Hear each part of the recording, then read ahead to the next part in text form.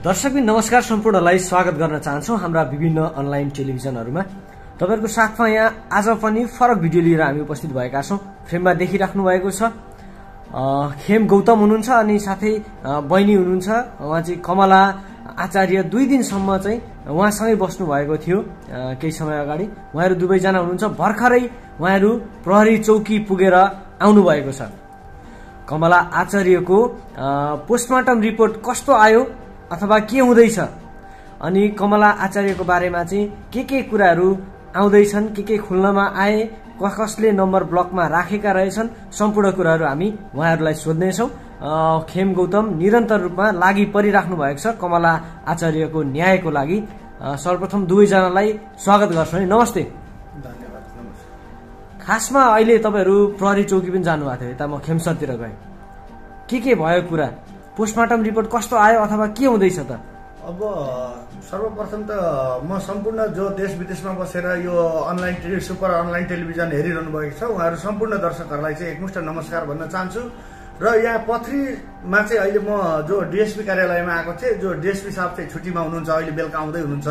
जो इन्सपेक्टर हुनुहुन्थ्यो उहाँसँग चाहिँ अहिले भर्खरै मैले चाहिँ 1 घण्टा लगभग बसेर उहाँसँग चाहिँ केही कुराकानी गर्दाखेरि चाहिँ लगभग अब पोस्टमार्टमको रिपोर्ट चाहिँ भोलितिर आइपुग्ने हैन। अनि अर्को एउटा त्यो उसको रिपोर्ट चाहिँ आइसकेको भिसेराको, अनि केही कुरा टेलिफोनको चाहिँ डिटेल्सहरू आइसकेको। तर त्यो मेसेन्जर च्याटिङको चाहिँ एनसीएलको चाहिँ अलिकति विधिगत प्रक्रियाले गर्दाखेरि एनटीसीको जस्तो चाँडो नहुने भएकोले गर्दा त्यो एनसीएलको चाहिँ अलिकति अरू 2 दिन 3 दिन 4 दिन पनि लाग्न सक्ला हैन। त्यसपछि चाहिँ त्यो सम्पूर्ण कुराहरू चाहिँ जुटिसक्ने भन्ने खालको उहाँले चाहिँ हामीलाई जानकारी दिनुभयो। काहीँ यहाँ ढिला सुस्ती त भइरहेको छैन। यहाँ कसैको दबाब प्रेसमा चाहिँ यी कुराहरूलाई चाहिँ तपाईँले चाहिँ राखिदिनुहोस्, गुपचुप गरिदिनुहोस् भन्ने खालको कुनै उ त तपाईँहरूलाई कसैको दबाब आएको छ भने त्यस्ता कुरालाई नगर्नु होला। हामीसँग भएका पनि केही कुराहरू चाहिँ छन्, तपाईँहरूलाई पनि हामी सेयर गर्न आइरहेका छौँ। यो प्रमाण चाहिँ हामीसँग पनि छ। तपाईँहरूसँग के छ भन्दाखेरि हामीसँग पनि केही प्रमाणहरू चाहिँ 50-75% चाहिँ हामीहरूले पनि भेटिसकेका छौँ। त्यसलाई एकमुष्ट रूपमा चाहिँ हामी तुरुन्तै 2-4 दिनमै चाहिँ सार्वजनिक गर्नेमा चाहिँ एउटा गरिरहेका छौँ, एउटा योजना बनाउँदैछौँ भन्ने खालको चाहिँ इन्सपेक्टर साहबले पनि अहिले मलाई जानकारी दिनुभएको छ। र जुन 8 गते चाहिँ बिहिबारको दिन दुर्गा रिजालको घरमा चाहिँ ती कमला आचार्य बहिनी गएकी थिइन्, जो बहिनीलाई चाहिँ मैले भेट्नलाई निकै चाहिँ एउटा चाहिँ कष्ट नै गरिरहेको थिएँ। बहिनीको घर लोकेसनसम्म पनि मैले गएर पत्ता लगाएर चाहिँ बहिनीलाई आउने एउटा रिक्वेस्ट गरेँ। एउटा टाइम बहिनीले पनि वातावरण मिलाएर आज हामी दुवैजना एउटै फ्रेममा बसिरहेका छौँ। केही कुरा म बहिनीलाई पनि गर्छु।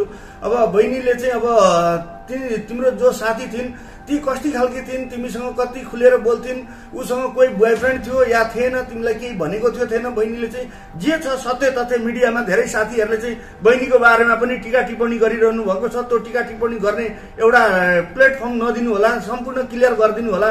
जो दर्शक दाजुभाइ दिदीबहिनी आमा बुवाहरूले जसले देश विदेश स्वदेशमा बसेर हेरिरहनु भएको छ यो कुरालाई चाहिँ सत्य तथ्य बहिनीले चाहिँ बाहिर भनिदिनु पर्यो। किनभने एउटा छोरी मान्छेको ज्यान गइरहेको छ। छोरी मान्छेले त्यो कुरालाई चाहिँ अलिकति ओझेलमा पारिदिनु भयो भनेदेखि जिन्दगीभर सधैँलाई चाहिँ महिला चाहिँ ओझेलमै परेको एउटा देखिन्छ।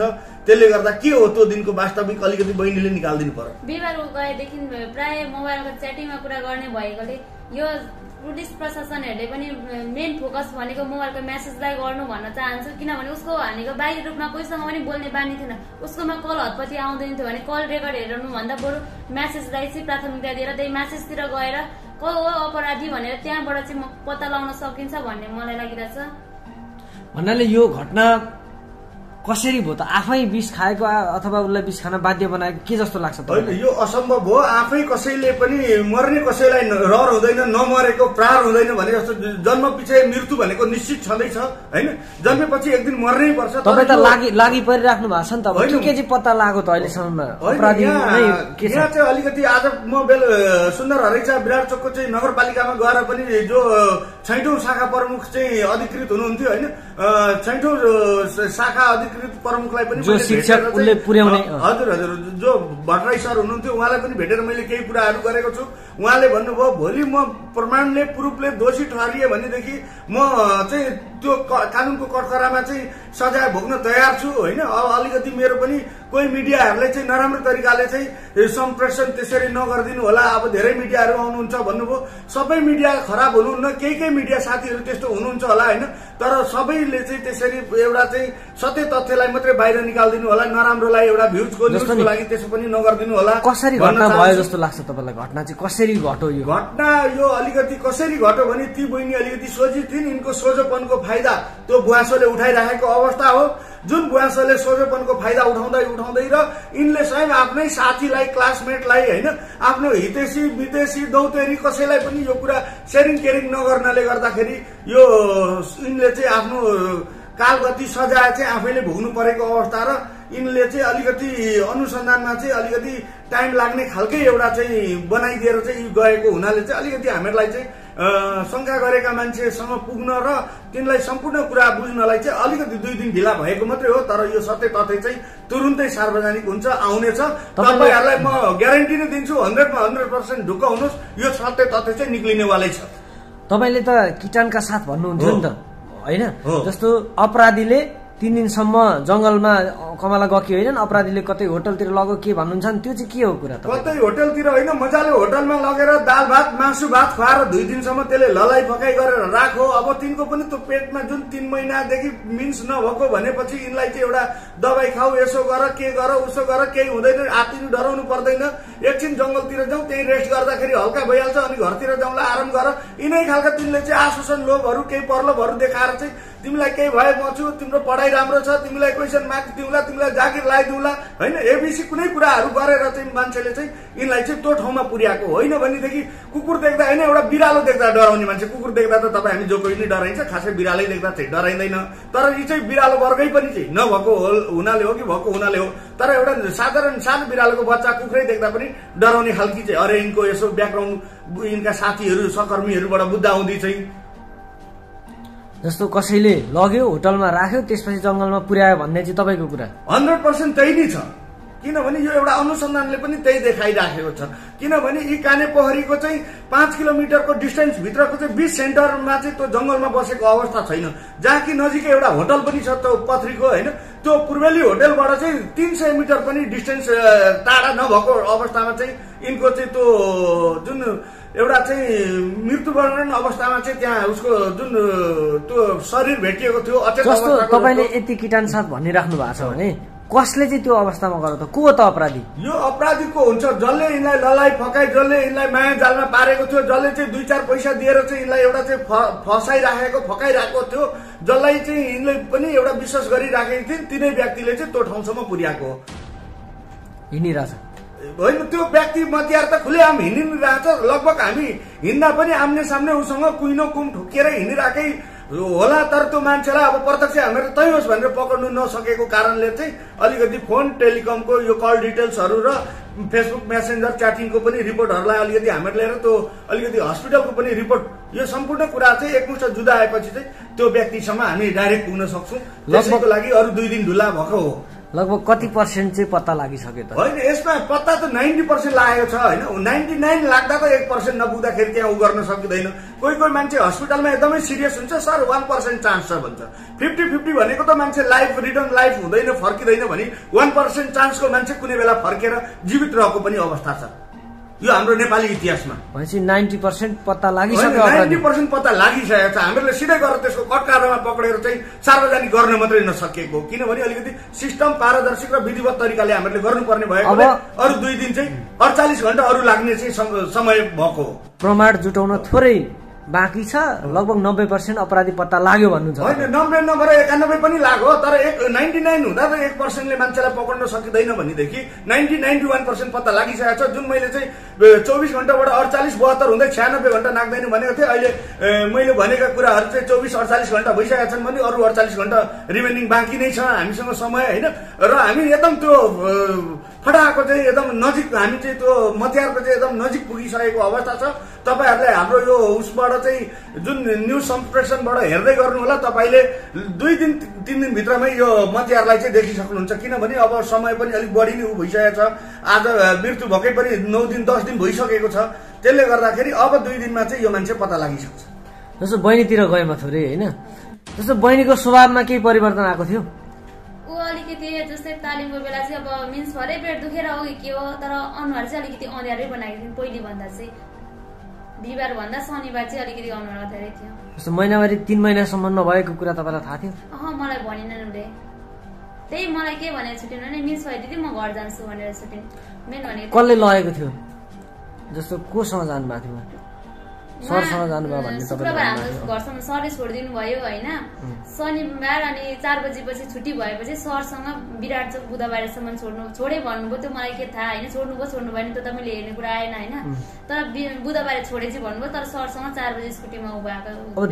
धेरै कमेन्टहरू चाहिँ सरलाई लक्षित गरेर गरिराख्नु भएको छ नि धेरैजनाले। अनुसन्धानले जस्तो के गर्दैछ त, अथवा तपाईँलाई के लाग्छ? अब अनुसन्धानले के गर्छ भने जहाँ नसोचेको त्यहीँनेरि चाहिँ अनुसन्धान चाहिँ भोलि पुगिरहेको ठ्याक्क अवस्था हुन्छ। जुन एउटा चाहिँ घटनालाई नै म फेरि एउटा चाहिँ सम्झाउन सम्पूर्णमा फेरि पनि फर्काउन चाहे। जुन संखा सभामा घटेको घटना थियो, जुन भतिजोले चाहिँ मेरो बडाउलाई मारे, बहिनीलाई मारे, ती मसिना भाइ बहिनीलाई मारे, हामीलाई केही थाहा नै भएन यति नजिकमा भएर पनि भनेर एउटा सोझोपन तरिकाले उसले बयान दिँदै गर्दा नसोचेकै मान्छे भरे उसैले चाहिँ त्यत्रो षड्यन्त्रपूर्वक र उसैको बाउले सहित मिलेर चाहिँ घरका परिवारले मिलेर चाहिँ आफ्नै घरको परिवार 5 जनालाई चाहिँ सखा पारेको पनि हामीहरूले हिजो अस्ति 90 दिन नागेर अहिले चाहिँ 91-92 भने जस्तो त्यही 4-5 महिना हुँदैछ भनेपछि यो नसोचेको घटना त्यतापट्टि नि फर्किन सक्छ होइन।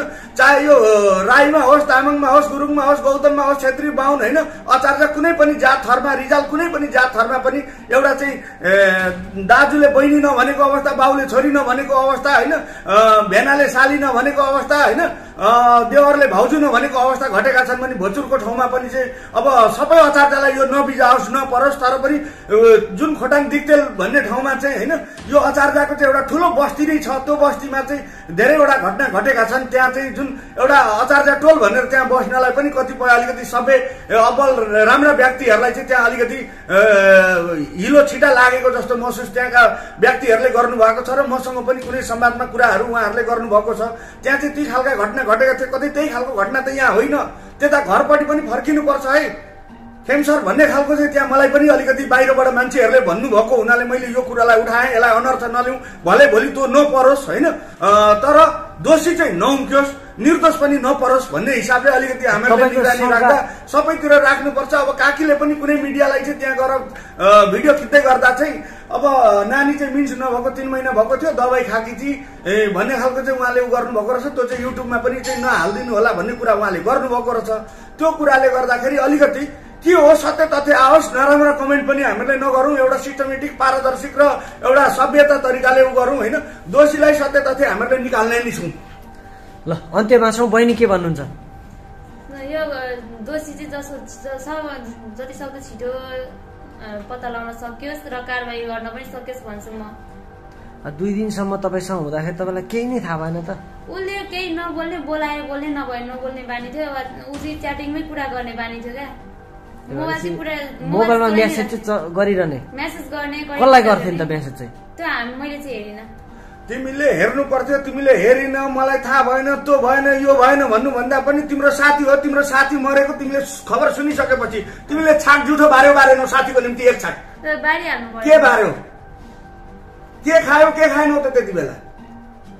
नुनहरू खानु भएन, जुठो बारेको छ। अब जे अनि माया लाग्छ, अब खानेकुरा नै खान मन लागेन नि। बहिनी गएर 2 दिन बसेको अब मान्छे 1 दिनमा त भेटेको मान्छे त उयो हुन्छ नि, आफ्नो बहिनी हो नि त होइन। ठिक छ, अब बहिनीले भने जस्तो एउटा राम्रो होस् होइन, ती पीडितलाई न्याय मिलोस् होइन। हामी सबैले अहरात्र लागिरहेको छौँ। बिहानदेखि आज चाहिँ मैले खाना पनि खाएको छुइनँ, एकदम बिजी भएँ, कुदिरहेको छु होइन। अलिकति मैले चाहिँ त्यहाँ इन्सपेक्टर साहबलाई, डिएसपी साहबलाई पनि टाइम माग्दा डिएसपी साहब चाहिँ म छुट्टीमा छु भन्नुभयो। त्यहाँ इन्सपेक्टर साहब हुनुहुन्छ, उहाँसँग गएर केही कुराहरू हजुरले बुझ्न सक्नुहुनेछ खेमजी भन्नुभयो। त्यही कारणले म चाहिँ यहाँ पत्रीमा थिएँ।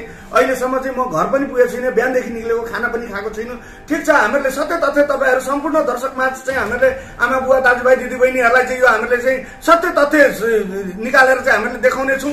तपाईँहरू ढुक्क भएर बसिदिनु होला। हामीले चाहिँ त्यो निर्मला पन्तको जस्तो चाहिँ यी केसहरूलाई चाहिँ ओझेलमा पर्न दिने छैनौँ। यो चाहिँ हाम्रो घरभित्रको केस हो, गाउँको, ठाउँको, नगरको हो। त्यसले गर्दा चाहिँ यस्ता खालका घटना र यस्ता खालका मध्यहरूलाई चाहिँ हामी आजको दिनबाट चाहिँ कदापि उम्किन दिने छैनौँ। तपाईँहरू ढुक्क हुनु होला भन्न चाहन्छु म चाहिँ सम्पूर्णलाई। हजुर तपाईहरुको समय दिनुभयो धन्यवाद। दर्शकबिनले पनि यहाँसम्म हेरिदिनु भयो, तपाईहरुलाई पनि धेरै धेरै धन्यवाद। कमला आचार्य एउटा आचार्य परिवारको छोरी मात्र नभएर सम्पूर्ण देश विदेशमा हुने सम्पूर्ण नेपालीकी छोरी चेली नै हुनुहुन्छ। त्यही भएर सबैजनाले कमेन्ट पनि गरिराख्नु भएको छ, सबैले न्याय मागिराख्नु भएको छ। हाम्रो खेम सर हुनुभयो, डिबी लिम्बू सर हुनुभयो, धेरैजना चाहिँ लागि पनि परिराख्नु भएको छ। हाम्रो मिडियाको तर्फबाट पनि सधैँभरि न्यायको लागि चाहिँ लागि पर्नेछौँ हामी पनि भन्दै होइन अन्त्यमा छौँ। सबैजनाले चाहिँ हेर्दै गर्नु होला, फलोअप गर्दै जानु होला। हामी सम्पूर्ण कुराहरू चाहिँ यहाँ ल्याउँदै जानेछौँ भन्दै अहिलेको लागि हामी बिदा हुन्छौँ। हस् त, नमस्कार है त।